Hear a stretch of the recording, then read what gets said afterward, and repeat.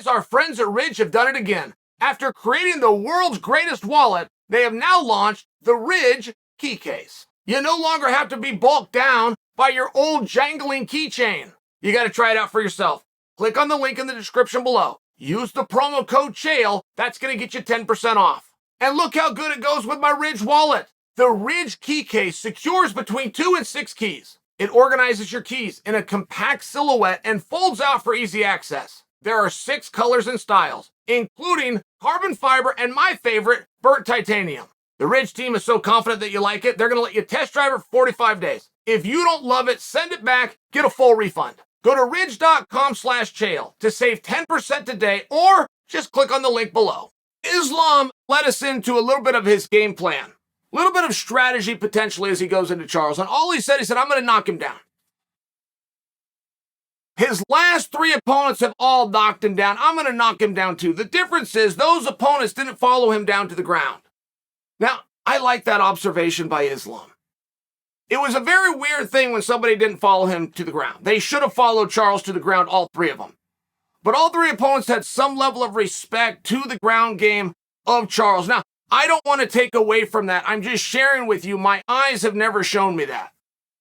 I continue to bang the same drum of telling you, no matter how dangerous a guy is with submissions, he's not from his back. That is a myth. That is a myth that you believe that you've seen. Don't let Charles on your back. Do not let Charles get on top of you. Do not let Charles in side control. All of those things are true. Charles on his back is the least dangerous form of Charles that we've got. And this used to be a thing, like right when people were figuring this sport out. You'd get a guy down and you break and you'd stand. You tell him to get back up to his feet and the announcers would go crazy. Oh my God, he's so smart. He's not following him to the ground. Now, this was a real thing in 1999. This existed to some degree in 2003. We saw George St. Pierre, the best fighter this sport has ever seen, show somebody that respect, and I can't recall who it was, where he called him back up to his feet.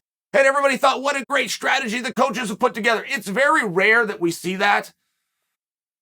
It was a very weird thing that people would hurt Charles and not follow him to the ground. Like that's a very, very strange thing. And it did happen 3 times in a row. Islam is correct about that, and Islam won't make that mistake. He's telling the truth there as well. But I just think it opens a broader discussion.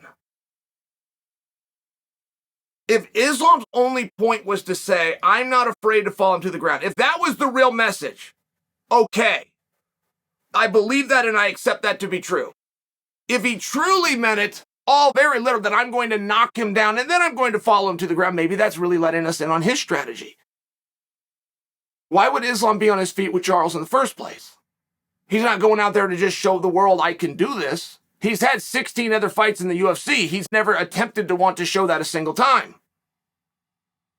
So why would he be on his feet? Why would he be training with Charles to knock him down in the first place? Does Islam not believe that he could take Charles down at will? Does he not believe I can crowd this guy, I can get him to the fence, and I can drag him down at will? I'm going to have to trade and mix it up with him. That may very well be true, but I would just personally be interested if that's what he thinks. Because the fighters usually know.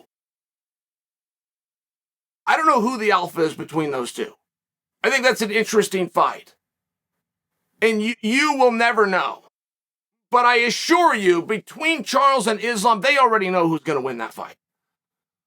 You'll see 5 fights a year where the 2 guys that go in there both truly believe that they're going to win.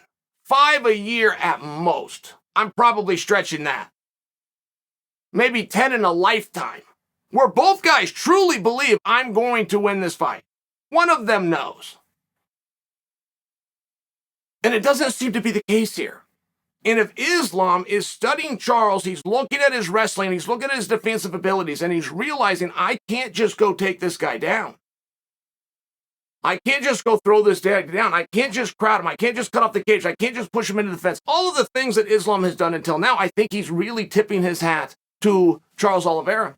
And I've seen a little bit of that myself. When Oliveira fought Tony Ferguson, I did not know until that night how good Oliveira was at wrestling. I knew about the jiu-jitsu and the knee bars and the submissions. I knew he's kind of got the long hands. I felt like I had a pretty good understanding for Oliveira. I respected and appreciated him. But I didn't know that. He went for 4 takedowns against Tony Ferguson over 15 minutes. He got all 4. And they were all the same, where he crowded him, went into a double, lifted him up off the ground. I mean, everything was right. Hip and head position is very important. It will take you years to develop that. That's not something that come along in a training camp just by example. So Oliveira had spent these years. He had very good wrestling. I didn't know that. So I watched that fight with Tony Ferguson. Man, Oliveira is better at wrestling than I knew that he was. He goes into that fight with Justin Gaethje. Okay, he's got better hands than I knew that he was. If you go back and you watch that check hook that he caught Chandler with and put him down, I mean, again, it takes years of boxing. It takes years in the room. It takes years on the focus mitts. There's so many things that go in to turning that over, getting your elbow up, knowing what your range was. The poor guy doesn't see very well. Well, he's got incredible range, whether he's seeing triple out there or not. Where you've got to be with weight management, where you are with your feet. So many different things come into rolling backwards and catching a target with enough power to put him down. But it's time and time again, Oliveira keeps showing me, I'm just personalizing, I'm just speaking for me, but Charles keeps showing me he's better than I knew that he was. I keep seeing that in him. And he's a human being after all, so he's going to have some deficits. Like, by example, if a half a pound costs him millions of dollars in a world championship 24 hours before he's going to go in a fight, that's going to be a problem, right? Because it would be for anybody. So, of course, it will be for him, no matter how good he is at that. His single best performance was just that. His single best performance I've seen, the single scariest version of Charles I've ever seen, was Charles versus Gaethje,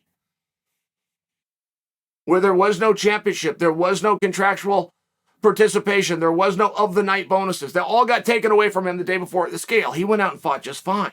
Okay, he showed us yet again he can deal with these things.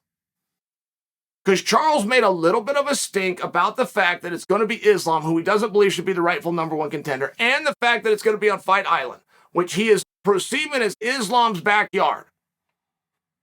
Thus, it's going to taint the judges. He's talked about this openly. But before you think that that's going to detour him, or before you think that he's not mentally tough to go and deal with it, you got to understand the things that he's already dealt with.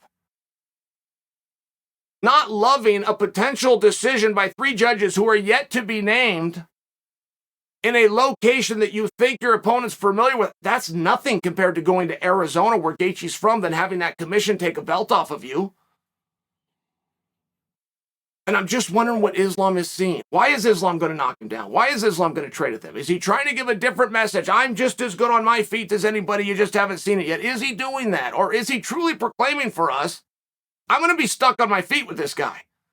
I'm going to have to trade the punches and the kicks with him. Because that would be a major tip of the hat. That would be a major compliment that Islam, even on accident, is giving to Charles.